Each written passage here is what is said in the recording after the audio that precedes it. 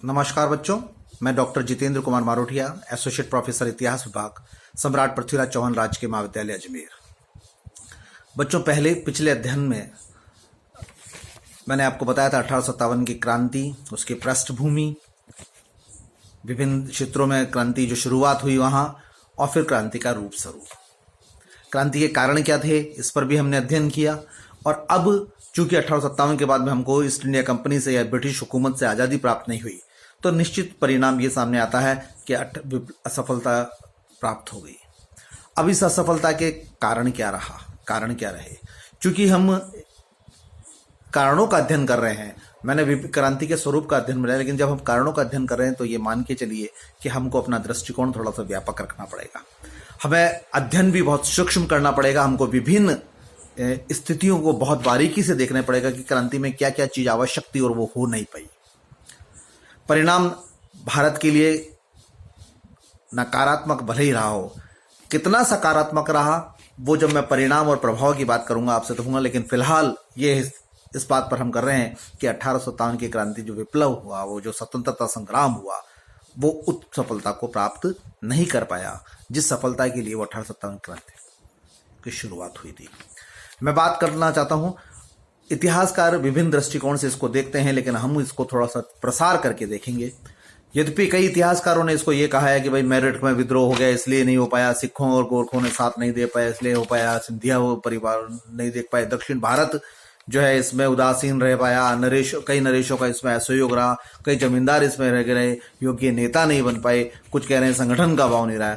अब इसका और अध्ययन करके मैं आपको बिंदुगत बताता हूं। पहले बच्चों, उन पॉइंट्स को ध्यान में रख लीजिए। पहला बिंदु जो मैं दृष्टिगोचर करना चाहता हूं इस पर है मेरठ का विद्रोह। इसे समझाऊंगा बाद में, लेकिन आप लिख लीजिए या कहीं नोट कर रहे हैं तो ध्यान से सुन लीजिएगा। पहली बात मैं कह रहा हूं मेरठ का विद्रोह। दूसरा बिंदु मैं ले जाऊंगा आपको, सिखों व योग्य गोरखों की उतनी वफादारी नहीं रही जितनी रहनी चाहिए। तीसरा बिंदु जो हम कह रहे हैं योग्य नेताओं या योग्य नेतृत्व का या सटीक नेतृत्व का अभाव रहा।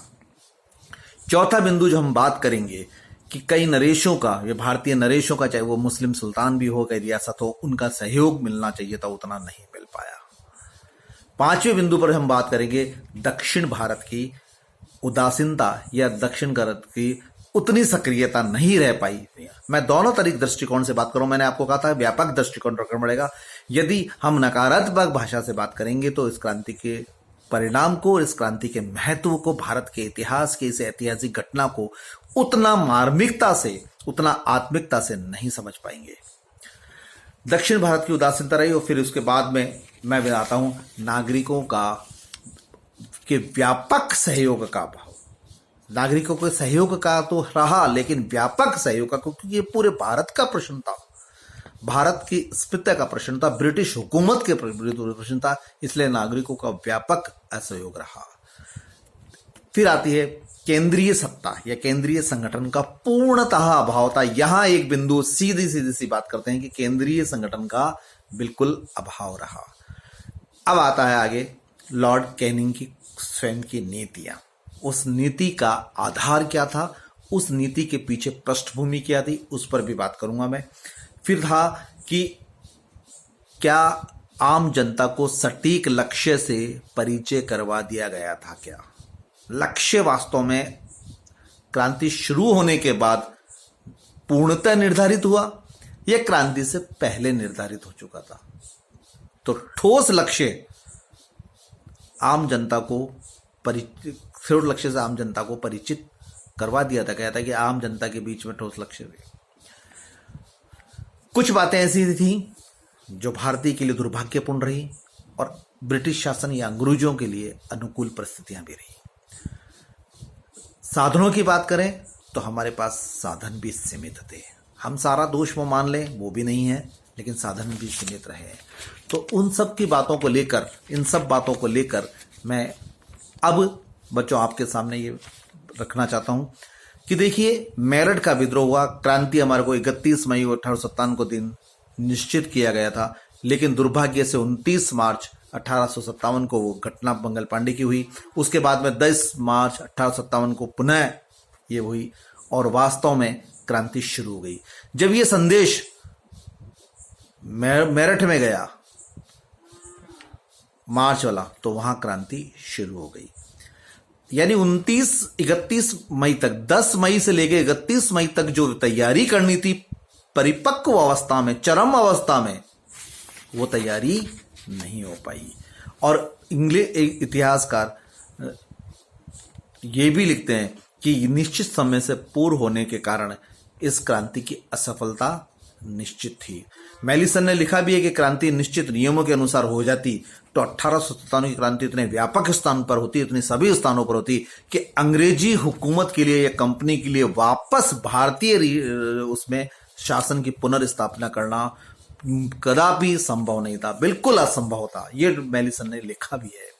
सिखों और गद्दारों तो दोनों बहुत वीरता के लिए प्रसिद्ध थी, सब थी, लेकिन हम देखते हैं कि अंग्रेज सैनिकों ने जो भारतीयों को कुचला उसमें अधिकांश सैनिक ये थे, और वहां उन सैनिकों का अंग्रेजी शासन के प्रति ठीक रहा। और यहाँ एक बात भी कहना चाहता हूं मैं कि सिख बंगाल सेना से, पंजाब विले से एक दूसरे से बड़े थे कि अंग्रेजों ने जब सिखों पे आक्रमण किया तो बंगाल साथ नहीं हुआ, बंगाल और मुस्लिम का साथ हुआ तो सिख ने साथ नहीं दिया, सिख, और जब सिख पर आक्रमण हुआ तो बंगाल ने साथ दिया। ये जो पुरानी बातें थी वो निकल कर उस समय आई।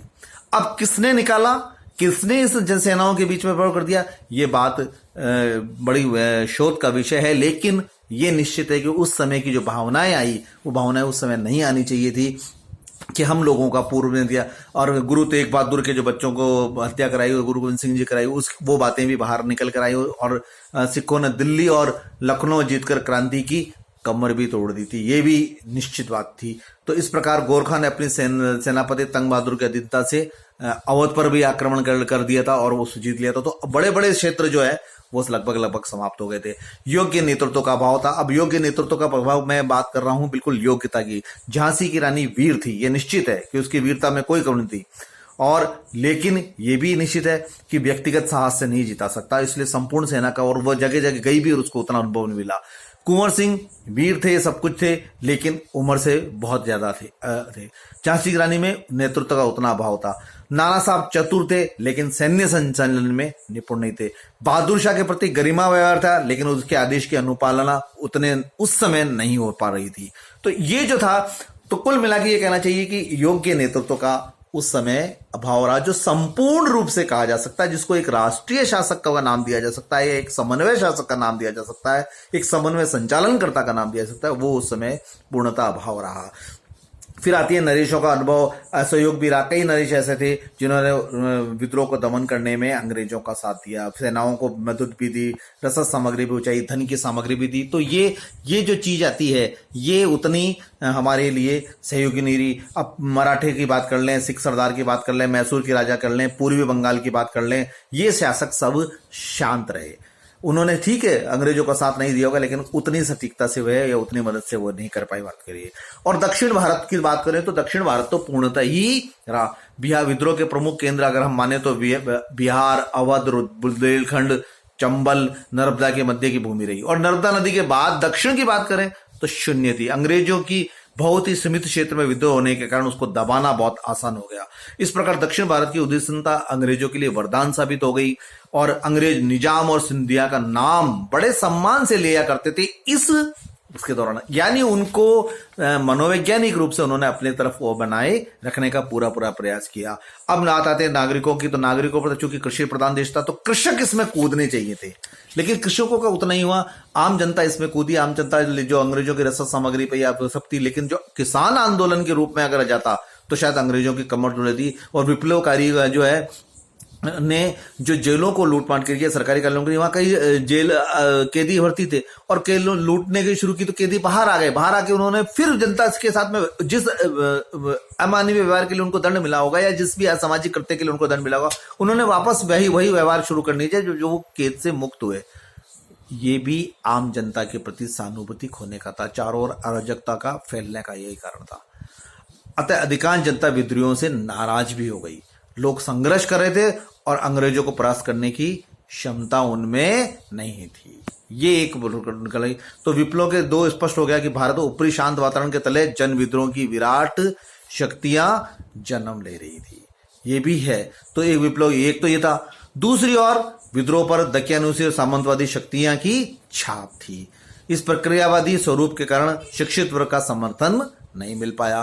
केंद्रीय संगठन का पूरा जितना होना चाहिए था, जो मैंने बताया कि झांसी बुंदेलखंड में विद्रोह उस समय प्रारंभ हुआ जब दिल्ली और कानपुर के अंग्रेजों की सफलता प्राप्त हो चुकी थी। ऐसे विद्रोह को असफल करना अंग्रेज जैसे कूटनीतिज्ञों के लिए बहुत आसान था कि एक तरफ सफलता मिल गया, अब दूसरी तरफ शुरू हुआ तो कोई दिक्कत नहीं थी। लॉर्ड कैनिंग की उदारता, लॉर्ड कैनिंग ने इस समय बहुत उदार रखा। उन्होंने ये कहा कि दंड जो झुक जाएगा उसको दंड माफ कर दिया गया, न्याय दिया जाएगा, जो हथियार डाल दिया जाएगा उसको आर्थिक सहायता भी दी जाएगी। इस घोषणा से उसका व्यापक प्रभाव पड़ा और यहां तक भी लॉर्ड कैनिंग की इस उदार नीति के कारण धीरे धीरे व्यवस्था स्थापित होने लगी, लॉ एंड ऑर्डर मेंटेन होने लगा।